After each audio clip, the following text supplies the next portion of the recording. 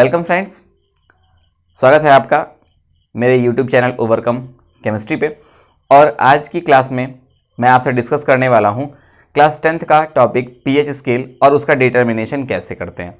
PH scale क्यों ज़रूरी है ये आप जान लीजिए कि जब कोई सब्सटेंस अगर आपके पास एसिडिक या बेसिक नेचर शो करता है तो एक पर्टिकुलर रेंज है जिसमें उसकी कितनी एसिडिटी है या कितनी बेसिसिटी है हम इसका पता लगाते हैं। लेकिन एसिडिटी या बेसिसिटी का पता लगाने से पहले हमको सब्सटेंस के बारे में ये पता लगाना होता है कि फर्दर सब्सटेंस हमारा एसिड है या बेस है। तो एसिड या बेस का डिटेक्शन करने के लिए जो हम सबसे सिंपल टेस्ट करते हैं वो होता है हमारा लिटमस टेस्ट। क्या होता है? Litmus test. तो अब ये लिटमस क्या होता है? लिटमस जो है एल फॉर लिटमस बना होता है एल फॉर लाइकेन से। और ये लाइकेन क्या है? एक प्लांट है जो कि अगर आप देखेंगे तो किस फाइलम में आता है। ये लाइकेन थैलोफाइटा में रखा जाता है। थैलोफाइटा। ये थैलोफाइटा क्या है? एक प्लांट्स को क्लासिफाई करने के लिए, उनको अच्छे से स्टडी करने के लिए सेवरल फाइलम्स में रखा गया है और उसमें से एक फाइलम है थैलोफाइटा। तो थैलोफाइटा में क्या है? आपका लाइकेंस कंसीडर किए जाते हैं और लाइकेंस से हम क्या करते हैं? एक इंडिकेटर बनाते हैं जो हम एसिड और बेस के डिटेक्शन के लिए यूज करते हैं और उस इंडिकेटर का नाम है लिटमस।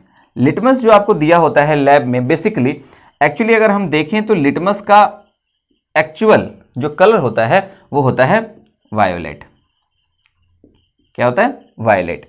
लेकिन जो आपको पेपर स्ट्रिप मिलेगी वो पेपर स्ट्रिप दो कलर में मिलेगी।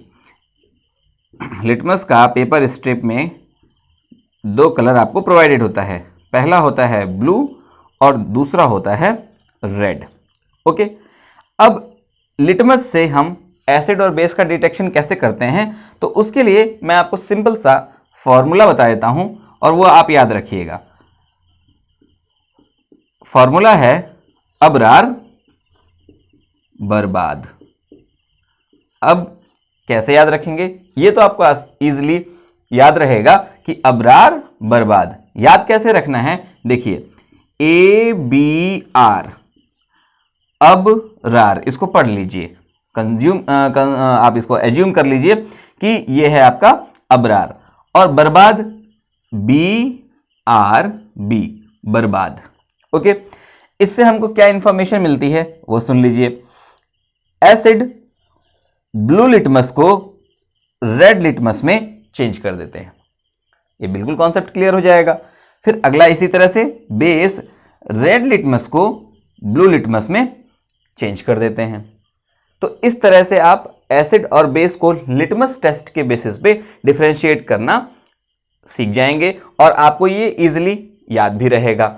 नेक्स्ट, मैंने आपको बताया कि हमको आज पीएच स्केल का डिटेक्शन करना है। तो हम क्या करते हैं कि इस पीएच स्केल को डिटेक्ट करने के लिए हम कुछ पर्टिकुलर मेथड्स को फॉलो करते हैं। लेकिन पहला क्वेश्चन ये अपीयर होता है कि हम पीएच का डिटेक्शन क्यों करते हैं। तो मैंने अभी आपको बताया कि जब हमको किसी सब्सटेंस की एसिडिटी या बेसिसिटी पता लगानी होती है कि कोई सब्सटेंस कितना एसिडिक है या कितना बेसिक है, तो उसके लिए हम पीएच स्केल का यूज करते हैं। अब ये पीएच स्केल क्या है? तो मैंने आपको बताया था वाटर के आयनिक प्रोडक्ट में, आप मेरा चौथा, पांचवा या छठवां वीडियो आप देख सकते हैं, इसमें वाटर के आयनिक प्रोडक्ट को एक्सप्लेन किया गया है। तो आप जानते हैं कि वाटर का आयनिक प्रोडक्ट H+ आयन का concentration into OH- ion concentration हमेशा 1 × 10⁻⁻14 होता है। H+ आयन का कॉन्सेंट्रेशन कोई पर्टिकुलर सब्सटेंस अगर प्रोवाइड करता है तो इसका मतलब वो एसिडिक है, क्योंकि एसिड्स H+ आयन प्रोवाइड करते हैं। ये मैंने सबसे पहले वीडियो में बताया था। आप ये समझ चुके हैं कि ये किस तरह से प्रोवाइड करते हैं। अब अगर हम इसको ग्राफिकली देखें और अपने एक्सपेरिमेंटल डाटा को इंक्लूड करते हुए चलें तो जो आपका एसिडिटी है वो आपका H+ आयन के कॉन्सेंट्रेशन पर डिपेंड करती है और इसकी पर्टिकुलर वैल्यू कितनी होती है। अगर हम वाटर के आयनाइजेशन से देखें तो वाटर का आयनिक प्रोडक्ट आपको बताता है कि H+ आयन का कंसंट्रेशन जो होता है वो 1 × 10⁻⁻7 होता है। अब कोई सब्सटेंस अगर आपको दिया गया है और उसमें H प्लस आयन का कंसंट्रेशन आपको पता लगाना है, तो पहले तो ये समझ लीजिए कि H प्लस आयन का कंसंट्रेशन हमेशा आपको दिया होगा मोल पर लीटर में, मोल पर लीटर में। और H प्लस आयन का कंसंट्रेशन क्या हो सकता है, ये आपका 1 से लेकर के ठीक 10 टू द पावर -14 तक वेरी करता है। 1 से लेकर के 10 टू द पावर -14 तक वेरी करता है, जिसमें जब वैल्यू 1 होगी तो क्या होगा, H प्लस आयन का कॉन्सेंट्रेशन सबसे ज़्यादा होगा, और जब वैल्यू 10 टू द पावर -14 होगी हाइड्रोजन आयन कॉन्सेंट्रेशन की, तो उस समय इसकी वैल्यू सबसे कम होगी। अब इन सारी चीज़ों को टेकअप करते हुए जब हमारी वैल्यूज़ सामने निकल कर के आई, तो फिर ये सब बातें मिल करके इस कॉन्सेप्ट को सामने लाती हैं कि हम कैसे H प्लस आयन का कॉन्सेंट्रेशन पता लगाएंगे। तो इसके लिए क्या किया गया, 1909 में एक साइंटिस्ट थे सोरेनसन।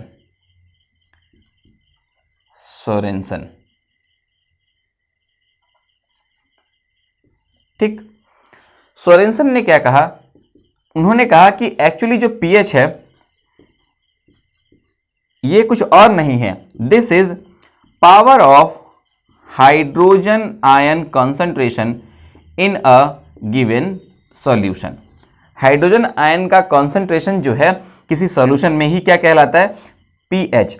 पीएच में जो पी है, दरअसल पी स्टैंड करता है पोटेंज के लिए। ये आपका एक जर्मन वर्ड है, पोटेंज एक आपका जर्मन वर्ड है जिसका मतलब होता है पावर। तो आपको कभी कभी पीएच जो है इस फॉर्म में भी सुनने को मिल जाएगा कि this is the potential of hydrogen ion concentration, potential of hydrogen ion concentration. So friends, आपको यह पता चल गया है कि पीएच की फुल फॉर्म क्या होती है और पीएच में पी किस लिए एग्जिस्ट करता है, तो पोटेंज के लिए, एच जो है वो हाइड्रोजन आयन के कंसंट्रेशन के लिए। अब सोरेनसन ने क्या किया, उन्होंने एक मेथड का आपका मेथड सबके सामने रखा कि हम किस तरह से हाइड्रोजन आयन कंसंट्रेशन का किसी पर्टिकुलर सॉल्यूशन में पता लगा सकते हैं। सोरेनसन ने बताया कि पीएच क्या होता है, pH is nothing but it is the negative log of H plus ion concentration। अब ये नेगेटिव लॉग क्या है, ये आपका एक मैथमेटिकल टर्म है जो आप मैथमेटिक्स में सीख सकते हैं। मैं आपको यहाँ बताऊंगा कि आप कैसे लॉग से रिलेटेड आप हाइड्रोजन आयन कंसंट्रेशन की वैल्यू को प्रेडिक्ट करेंगे। तो उनके अकॉर्डिंग क्या था कि pH जो होता है वो हाइड्रोजन आयन कंसंट्रेशन का निगेटिव लॉग होता है, या इसको हम एंटी लॉग भी कह सकते हैं। और इसको अगर देखा जाए तो और क्लियर टर्म में हम क्या लिख सकते हैं, log 1/H plus ion concentration. अगर आपको डेफिनेशन लिखनी होगी तो आप क्या लिखेंगे, आप लिखेंगे कि pH is the negative log of H plus ion concentration. More clear term में अगर हम इसको सॉल्व करते हैं तो हमारे पास एक और रिलेशन निकल करके आता है, hydrogen ion concentration is equal to 10 to the power minus pH. ये आपको दो फॉर्मूले बहुत क्लियरली याद रखने होंगे जो आपको पीएच के डिटेक्शन से रिलेटेड है। आप इनकी हेल्प से पीएच डिटेक्ट कर सकते हैं। हमें पता है कि 25 डिग्री सेल्सियस पर रूम टेम्परेचर पर जो वाटर का आयनिक प्रोडक्ट होता है उसमें H प्लस आयन का कॉन्सेंट्रेशन क्या हो जाता है, H प्लस आयन का कॉन्सेंट्रेशन होता है 1 × 10 टू द पावर -7। अब अगर कोई सॉल्यूशन दे रखा है और अगर आपसे कहा जाए कि उसमें H प्लस आयन का कॉन्सेंट्रेशन ज़्यादा है, तो आप बिल्कुल आसानी से समझ सकते हैं कि उसमें H प्लस आयन का कॉन्सेंट्रेशन इससे ज़्यादा होना चाहिए। तो अगर इससे ज़्यादा होगा तो क्या होगा कि आपका जो सॉल्यूशन होगा वो एसिडिक होगा, और अगर H प्लस आयन का कॉन्सेंट्रेशन इससे कम है तो क्या होगा सॉल्यूशन, सॉल्यूशन आपका बेसिक इन नेचर होता चला जाएगा, यानी कि उसमें हाइड्रोजन आयन कंसंट्रेशन घटते जाएंगे तो आपने आयनिक प्रोडक्ट में क्या देखा कि उसमें OH माइनस आयन कंसंट्रेशन बढ़ता जाएगा और इस तरह से सॉल्यूशन बेसिक होता चला जाएगा।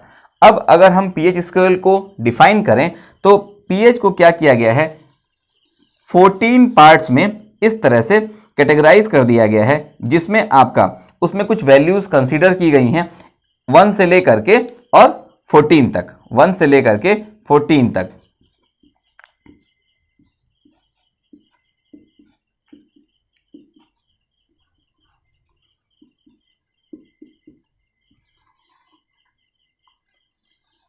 अब देखिए मैंने आपको बताया कि हाइड्रोजन आयन का कंसंट्रेशन कितना होता है, 10 टू द पावर -7। तो अगर आपको देखना है कि वाटर के आयनिक प्रोडक्ट में वाटर का पीएच कितना होता है तो आप इसको सिंपल, यह है आपका फॉर्मूला नंबर 1 कह लीजिए और इसको फॉर्मूला नंबर 2 कह लीजिए। अब हम फॉर्मूला नंबर 2 पे अप्लाई करते हैं तो हम इसको कैसे कैलकुलेट कर पाएंगे। देखिए आपको पता है कि H+ ion concentration is equal to 10 to the power -pH। Okay, 10 to the power कितना दिया हुआ है, 10 to the power -pH, that is इसको इस तरह से लिख लीजिए आप, 10 to the power -pH, tally कर लीजिए 10 टू द पावर -7 से। तो हम देखेंगे कि बेस इक्वल है तो पावर्स जो होती हैं वो आपस में इक्वल होती हैं, तो माइनस से माइनस कट जाएगा यानी कि pH 7 निकल करके आ जाएगा। तो जो वाटर होता है हमारा उसका pH 7 होता है, यानी कि वाटर 7 pH कंटेन करता है।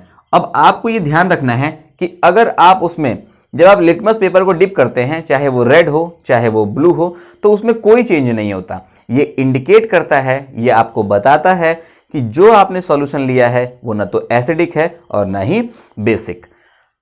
इस बेसिस पे 7 pH जिनका होता है वो सब्सटेंस न्यूट्रल इन नेचर होते हैं। कैसे होते हैं, न्यूट्रल इन नेचर होते हैं, उनका कोई आपका एसिडिक और बेसिक बिहेवियर नहीं होता है। अब जनरलाइजेशन क्या है कि जब हम 7 से 1 की तरफ, यहां पे पर्टिकुलर आपका 0 वैल्यू एग्जिस्ट करती है, तो 7 से 0 की तरफ जब आप बढ़ेंगे तो कौन सा कैरेक्टर बढ़ता है, एसिडिक कैरेक्टर। कौन सा लक्षण बढ़ जाएगा, एसिडिक लक्षण बढ़ जाएगा। मतलब जिन सब्सटेंस का pH 6 होगा वो एसिडिक होंगे, 5th वाले और ज्यादा एसिडिक, pH 4 वाले उससे भी ज्यादा। इस तरह से जिनकी वैल्यू 0 के नियरेस्ट होगी वो सबसे ज्यादा एसिडिक pH कंटेन करेंगे, वो सबसे ज्यादा स्ट्रॉन्ग एसिड्स होंगे। इसी तरह से जब हम 7 से आगे बढ़ते हैं, ठीक, तो कौन सा कैरेक्टर इंक्रीज करता है, बेसिक कैरेक्टर इंक्रीज करता है। यानी कि 8, 9, 10 इन पर जो pH होगा, ठीक, और अगर किसी की pH वैल्यू 14 है तो जिसकी pH वैल्यू 14 होगी वो सबसे स्ट्रॉन्गेस्ट बेस होगा, वो सबसे स्ट्रॉन्गेस्ट बेस होगा।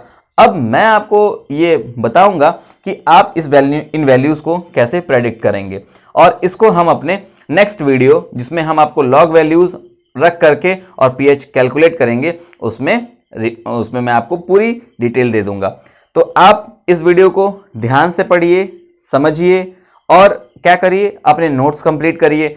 अगले वीडियो में मैं आपको बताऊंगा कि आप कैसे लॉग के कौन से फॉर्मूले का यूज करके आप pH को कैसे कैलकुलेट करते हैं। फ्रेंड्स, अगर मेरा वीडियो आपको अच्छा लगा हो तो लाइक, शेयर और सब्सक्राइब जरूर करिएगा। मेरे चैनल पे बने रहिएगा और जो भी रिलेटेड आपको कंफ्यूजन्स हैं, क्लैरिफिकेशंस हैं, तो वो आप कमेंट सेक्शन में मुझे जरूर बताइएगा। और जैसा कि आपको पता है कि मैं इसको अभी कुछ अगले वीडियो में प्रोवाइड करूंगा, तो आप रेगुलरली मेरे वीडियो को वॉच करते रहिएगा। Thank you so much for the day.